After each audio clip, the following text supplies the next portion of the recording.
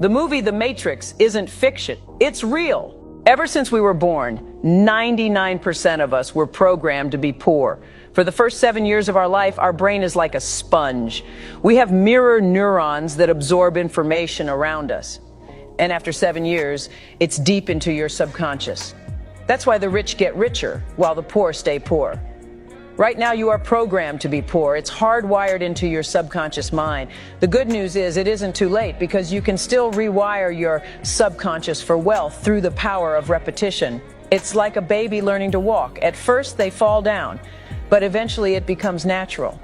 That's why affirmations made me the richest black woman in America. That's why I'm worth $2.5 billion.